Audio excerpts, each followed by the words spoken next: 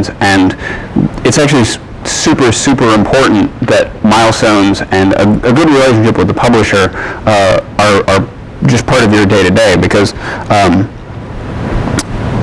if you have a milestone, if you have a deliverable, it shows the publisher, this is where we're at. This is how much work we've done and how much work we have left. And you also know how much work it's going to take to ship part of the game. Like there's a particular milestone that's generally called vertical slice, where you take a section of the game and you take it to, we could ship this right now, and you do it like halfway through the development. So there's a lot of things that aren't there. You know, the lighting model will be reprogrammed before the game ships, things like that. But you should be able to say, this is how much work we're going to be able to put in on every part of the game when it ships, so that you know that when the time comes, you're going to be able to hit that finish line.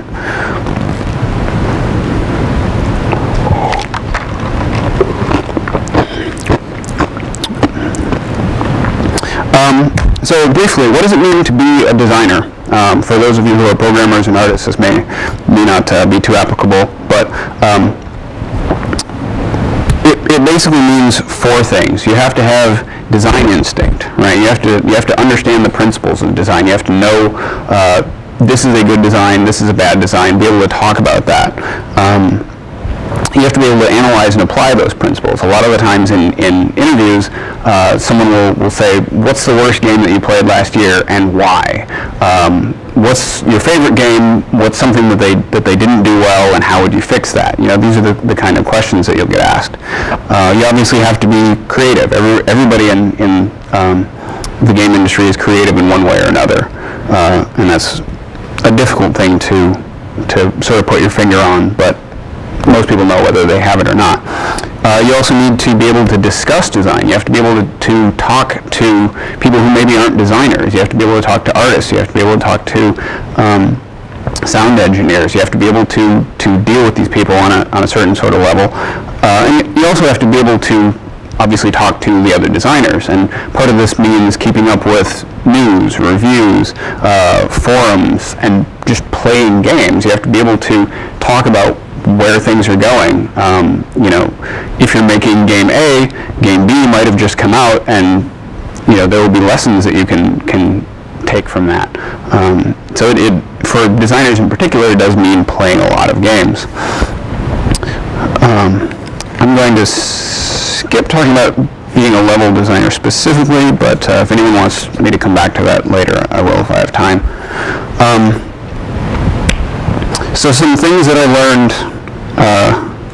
This was a design test that I put together just sort of off the cuff for Uncharted. So if anyone wants me to talk about that, I can talk about it later.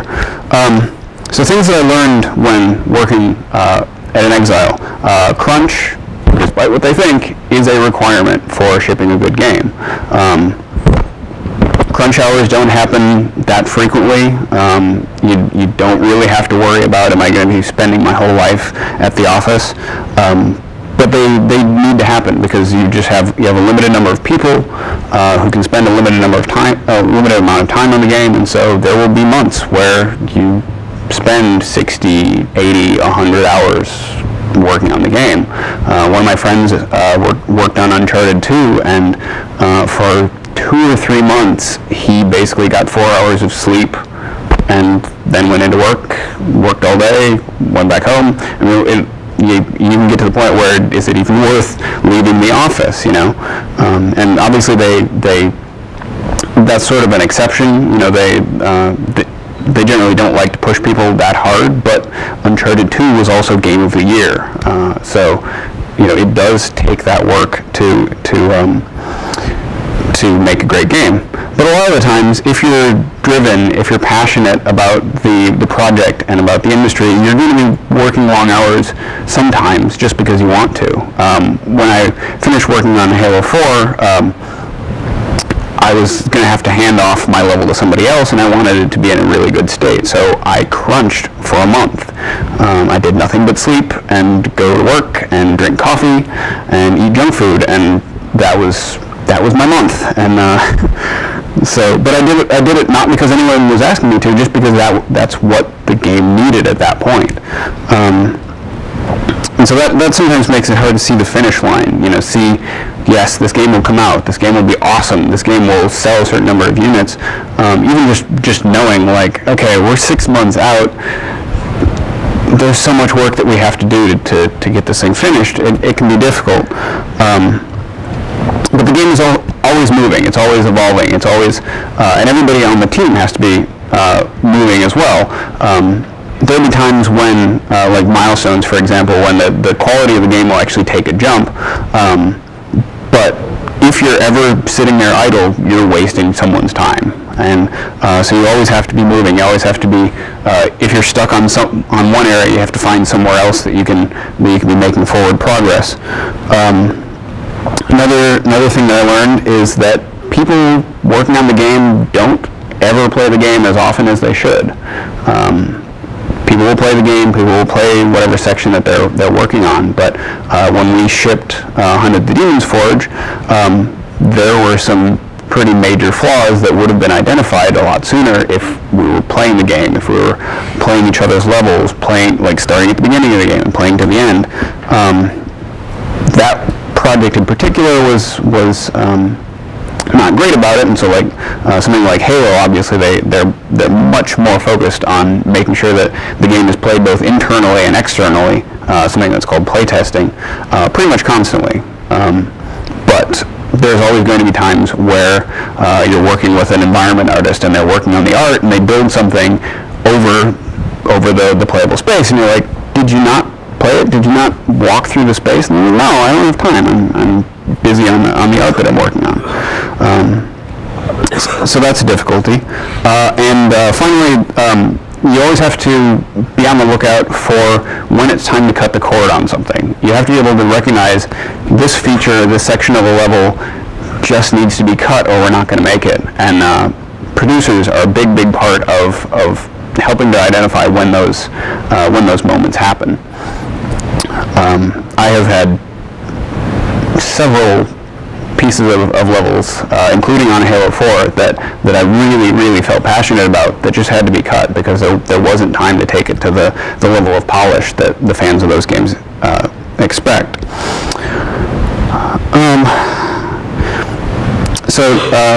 Just going to go through some quick screenshots of some of the work that I've done. This is an example of it's a shot from Hunt of the Demon's Forge. It's something that talks to what I mentioned about sort of having to do work even if you're not sure how to get there. This is a cutscene and a door that were added to the game entirely by me, entirely on my free time, because we needed it and it just needed to go in. Like, I'm not going to animate something. I'm not going to make a cutscene, but this had to be done, and so I did it.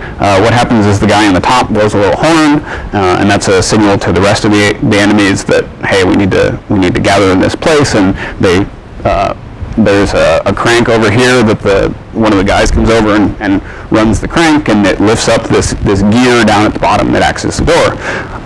I did all of that with existing assets, with stuff that I just found because there really wasn't any other way to do it. So this is another section that I worked on as a level designer. This is in the tutorial. You get dropped onto this pile of bones, and in the sections previous there have been skeletons rising up. So what we wanted to do was sort of give the player a sense of, oh my god, this is really going to be bad for me because I'm standing on this pile of bones and they're just going to come out of everywhere.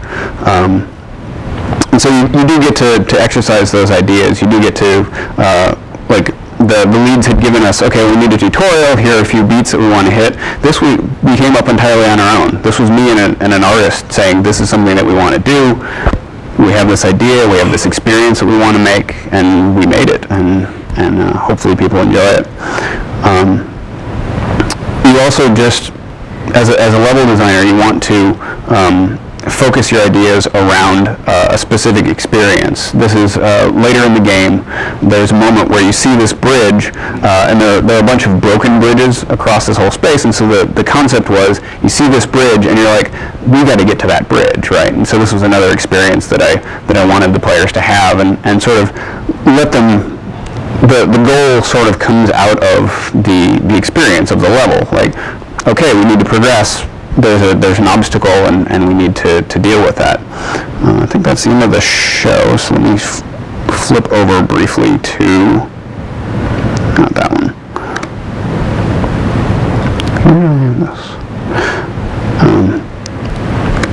So here's what Hunt had looked like, what some of the characters of the game were. And now I'm going to talk a little bit about Halo. So once I was done with Hunt of the Demon's Forge, I was sort of looking around and saying, what do I want to do? Where do I want to go from here? I had like 3 years of experience at that point, and so I was looking for what that next step would be. And again, I want to come back to the element of luck that has to happen for a successful job application, because I was at GDC, I was asking to talk to whoever was available, and they said, well, there aren't any HR people available right now. Would you like to talk to a lead level designer? And I'm like, yes, I can talk level design. This is what I do. So I came and talked to the guy who would eventually become my boss. I showed that passion and enthusiasm. I said, you know, this is my history with Halo. These are some things that I absolutely love, which turn out to be a lot of the same sorts of things that they were doing, carrying forward in Halo 4.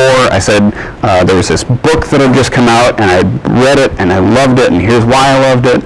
And so I really think that it was that enthusiasm, that understanding of the company and where they were going, more than necessarily the game that I worked on, which has sold like, I don't know, 250,000 units maybe, which is good, but not spectacular. It didn't get picked up for a sequel. I think it was that enthusiasm that really was the reason that I got hired on 343. They gave me a design test. Every design test is going to be different, but it's really about showing what your skills are, how you think about problems, how you think quickly. One of my design tests was actually given to me on the phone while I was interviewing. They said, we're going to give you a scenario. You have like 2 minutes to sketch something on a napkin or whatever, and then describe it to us. And so sometimes you get these very odd, like they wanted to see how you work under pressure. They wanted to see, do you understand the core elements of a Halo set? Because while they put a lot of polish and a lot of work into getting exactly the right experience out, if you understand the basics of a Halo setup, you can create a pretty interesting space and describe what the enemies are going to do in that space pretty quickly. So working on Halo 4, a couple of the things that are important about this job that sort of blew my mind and are things that you should look for in companies if you're applying for them.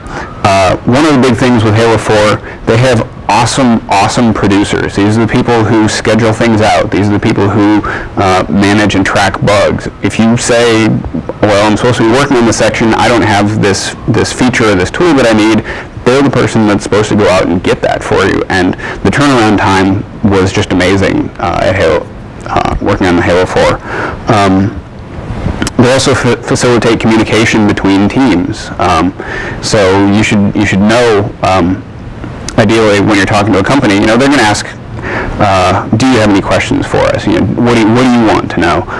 You should ask about meetings, for example. Like, one of the things about Halo is they schedule meetings, everybody shows up for the meetings, and they start on time, right? That just speaks to the level of passion and the level of we have to make this amazing game that other companies don't have.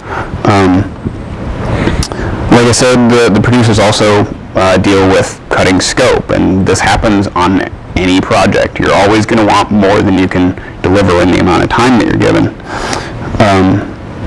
Another thing that's particular to know about Halo 4, but game jobs in general, you want to be able to specialize. You want to be able to say, I want to be a systems designer, I want to be a level designer, I want to be a combat designer. If you're a programmer, you want to be able to say, well, I like gameplay programming, I like being in there with the designers, or I like tools, I like working with the engine, I've programmed a lighting solution, things like that.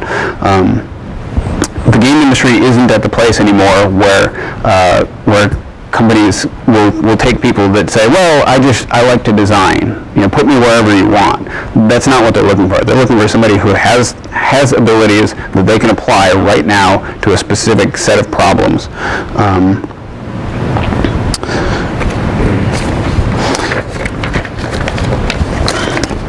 Some of the challenges.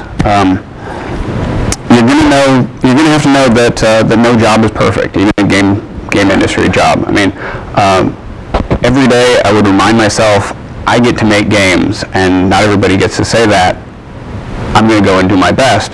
It doesn't mean that it's not going to be hard. It doesn't mean that sometimes you're going to think you know the right thing to do, and somebody else will disagree, or maybe you're disagreeing with somebody who's above you, and they say, well, this is how it's going to be, and that's going to be frustrating. But if you have that commitment, if you have that passion, it's going to make it easier. It's going to make it easier to say, okay, well, I'll give them this one, or this is what my boss wants. I'm gonna work with that. You also have to worry about the possibility of burnout, right? If you're working 80 hours a week for months, that's really going to put a damper on both your life at the time and for the long run, right? That makes people very, very tired and makes them tired of the work that they're doing. One of my friends on Halo 4 worked on the Metroid Prime series. It's a great series of games. If you haven't played it and you like adventuring, you should definitely play it. He came to Halo 4 and was there for a year, and things were going well, but he had gotten tired of the crunch. He had gotten tired of the red tape. He had gotten tired basically of AAA development, and so after about a year, he just said, thank you guys, I've enjoyed it. I'm going to go be an indie developer and work on my own ideas for a while. And sometimes it's that simple. Sometimes you just get tired of the work. And so one thing that's really important there is to have something outside of games that makes you really reliably happy. Something that you can go do, whether it's lunchtime, whether it's after work, whether it's weekends, whether it's a vacation. It can be as simple as playing basketball at lunch, It can be as complex as, needing to go away for a week and use up some of your vacation time just to refresh. But something other than games, so that you're just not constantly in that same zone, that same mode.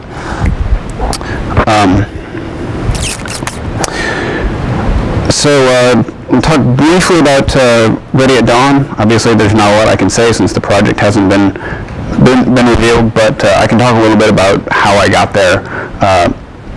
When I was at 343, I was on a one-year contract. Contracts can be good. You generally get paid a little bit more,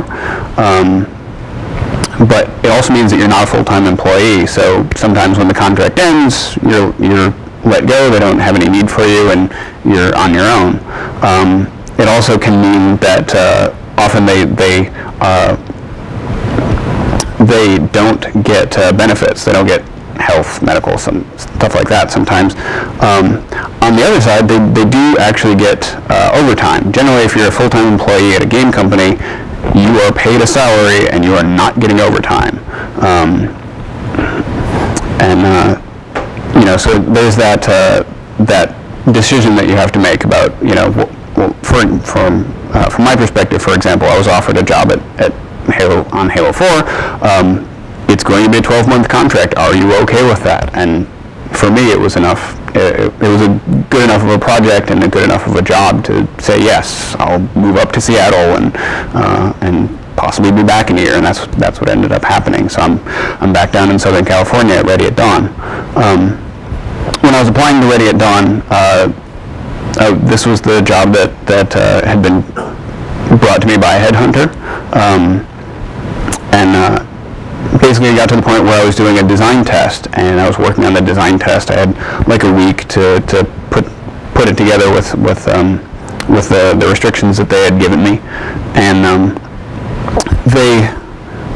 they took the design test, they looked at it, and they said, well, there's definitely some stuff that we asked for that we didn't really see here, but we saw this other stuff that we think you did really well, and that is going to be useful for us on our team. And so this is one of those cases where you might be able to get by with having a different skill set, or maybe missing a couple of requirements off of the job application.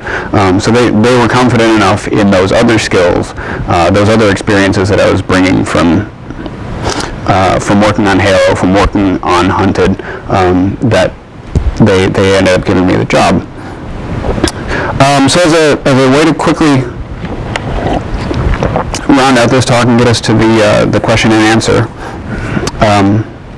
couple of last tips on the stuff that you're interested in, the how do I get there, the what's important. First thing, don't wait to decide what it is that you want to do in the industry. Like I said, people aren't taking generalist designers anymore. People aren't taking generalist programmers that much. I was really lucky in my experience to be able to. I came in and I was like, I can do level design. I've done some of that. I really want to get to systems design, and people saw that I could do the level design part of it well enough. But other than that, I probably would still be looking for a job. So you definitely want to specialize. You definitely want to have a path in mind for your career. When I got hired in Exile back when I had just come out of college, I said to myself, I kind of want to get my foot in the door any way I can, take whatever level design jobs are available, work for a couple of years to get the experience, to make contacts, to show the company that if it turns out to be somewhere that I want to stay long term, that I have made myself part of that company. But if it wasn't, I would also, after a couple of years, after I'd shipped a game, once I had some of those requirements, I said, I'm going to look around and see what else is out there. If I had gotten so focused on what I was working on, or gotten so part of the company, part of the company mentality, maybe I wouldn't have popped my head up and looked around and, gotten a job at 343 on Halo. So you definitely need to have a plan, have a flexible plan, but just kind of know where your career is going. Right now, if you guys go and apply, you're going to be looking for entry-level positions. Lots and lots of entry-level positions are not going to be advertised for. They're not going to be on websites. They're not going to be on job boards, because they might be looking for somebody, but they're going to have so many applicants if they put out an entry-level opening that they're just going to have to go through tons and tons of applications. So a lot of the times you're just not going to see entry-level stuff. Don't let that stop you.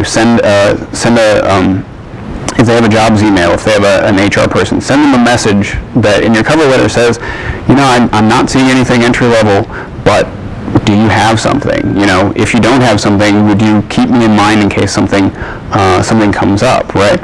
And then you follow up on those, because that really shows that you're interested in the company and you're committed to it. You have to be open to alternatives. It isn't quite so much this way anymore, but 10 years ago, if you wanted to be a designer, you would probably be a tester first. Like, it still happens, people still make that transition. So you have to be open to the possibility of, I'm going to go and I'm going to test, and I'm not going to get paid very well or get a whole lot of respect, but I'm going to be in games, and I'm going to be learning what sorts of things go wrong in games so that I don't make those mistakes when I become a programmer or an artist or a tester. I know people from every track of game development who have come from testing, so it is still definitely a viable thing, even if it might not be your first choice. You might have to accept that, and that should be part of your plan. Once you get a job, you have to make friends. You have to work hard. You have to impress people. you have to balance that with that risk of burnout that I talked about. A lot of developers burn out in about their first year of work, but you do have to show the company, whether you're planning on staying there or not, you have to show them that they made the right decision in hiring you, because they could just as easily let you go and bring somebody else in.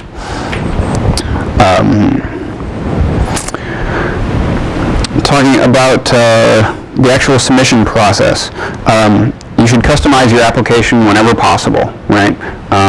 Having a copy-paste cover letter, having a single resume is fine, but if you see a job that you're really interested in that maybe has particular characteristics, you might want to do a different cover letter. You might want to rearrange your resume so that, if it's, for example, a design job, put the design stuff up top.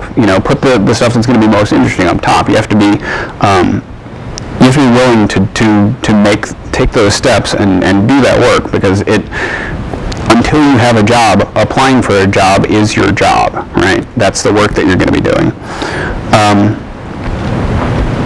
When you're writing a cover letter, when you're writing a resume, directness, being sure to use strong words, strong like action words, keeping your resume down to bullet points. This is a problem that I have. If you look at my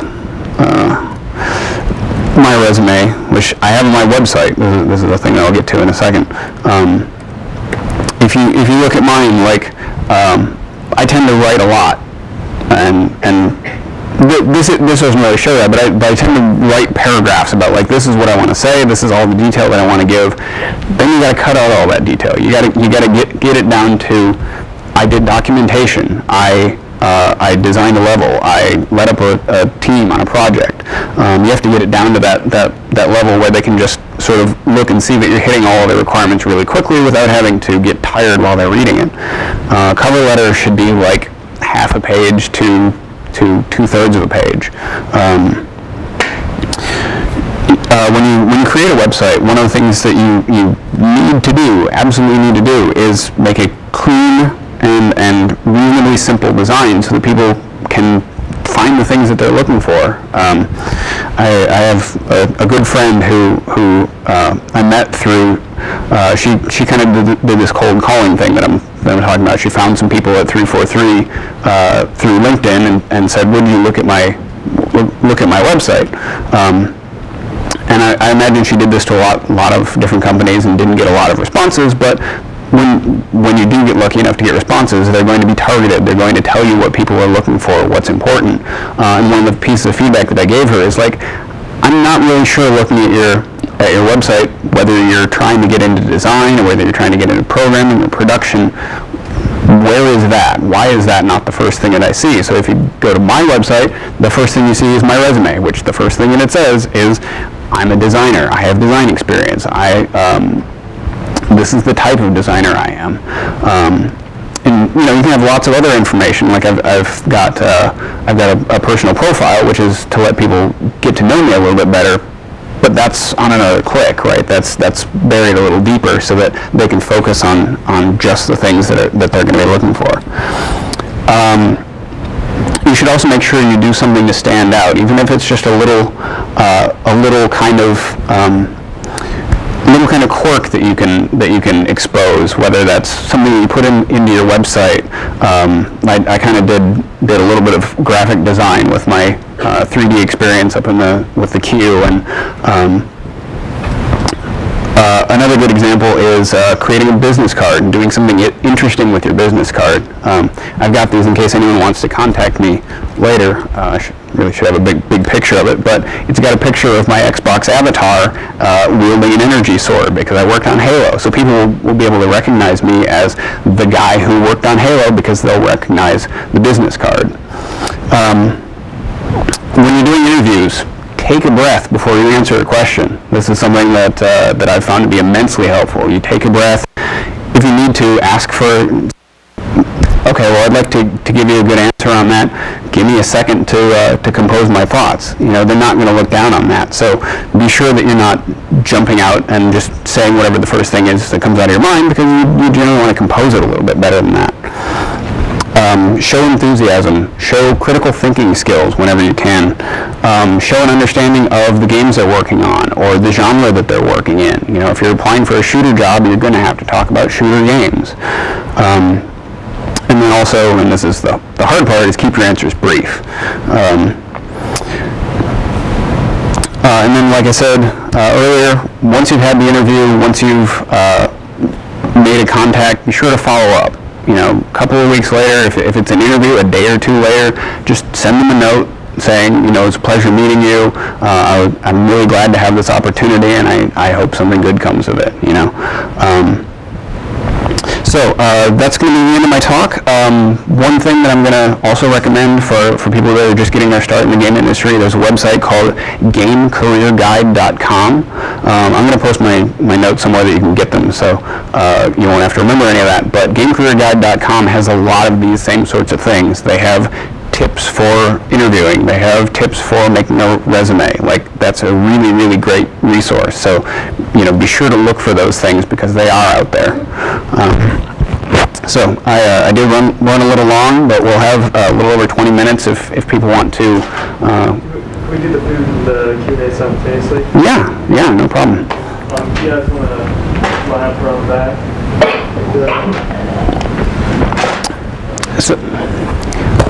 So does anybody have questions? Questions about being a designer, being a level designer, even programming or art, things like that? I'll answer whatever I can.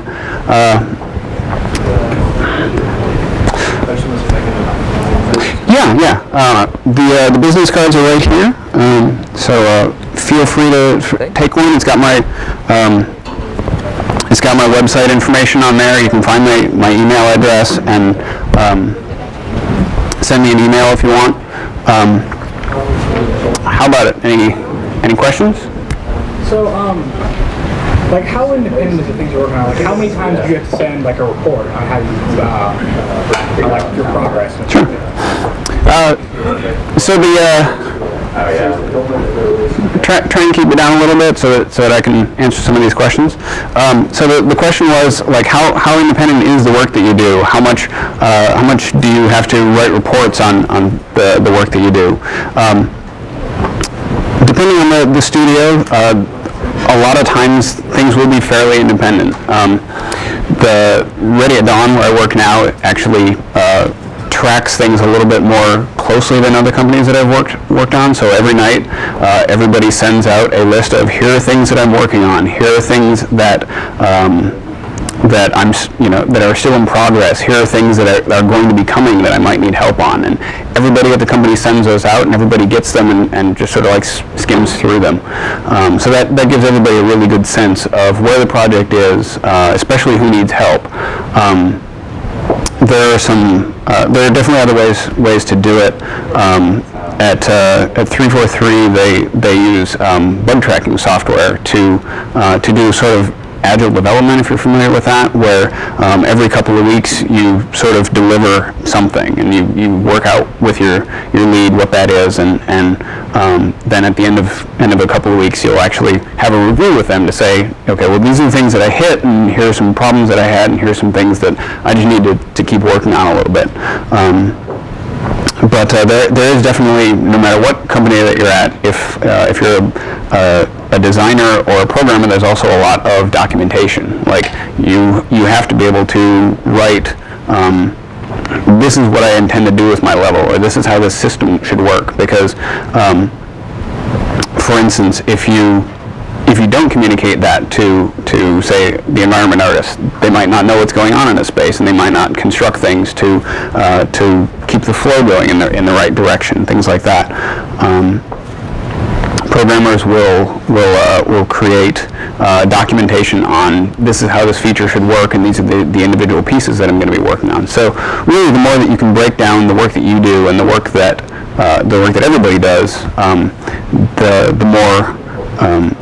more everyone has a sense of where the project is. And like I said, even the artists have that sort of thing. They have art reviews. They have the way artists generally work is they'll work on something and then they'll put in progress shots in a folder, and they'll have a whole structure for that. And so, you know, if there's a prop that you're waiting on, you know, you'll be able to look and see what's the progress of that. Concept artists do the same thing. They iterate and iterate and iterate, and they make sure that every time that they finish with something, they put it up so that their bosses and everyone at the company can kind of get a sense of where the next thing is.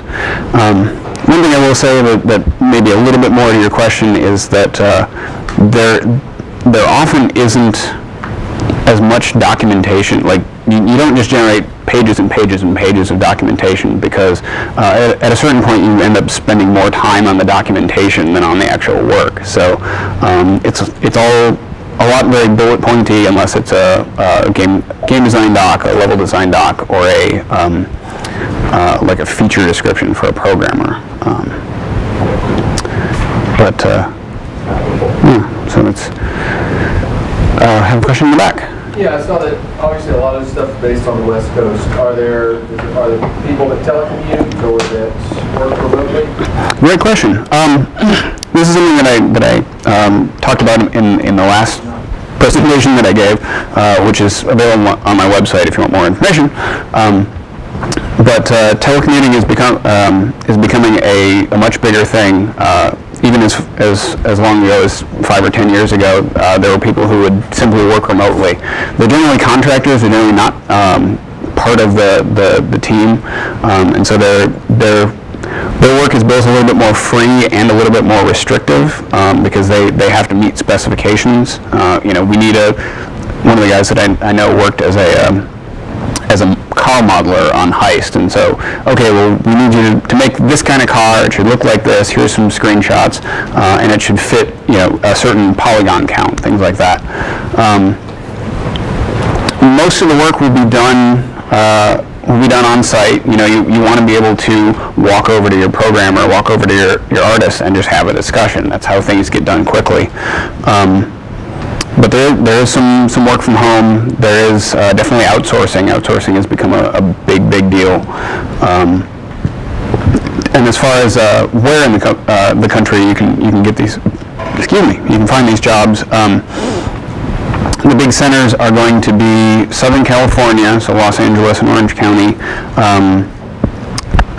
San Francisco and San Jose. Seattle, the Seattle area has a lot of game developers.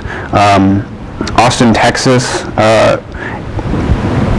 My understanding is Austin, Texas is becoming a little bit more of a problem because it's so removed from the rest of the industry. Same thing with East Coast, Bethesda, Maryland. The company Bethesda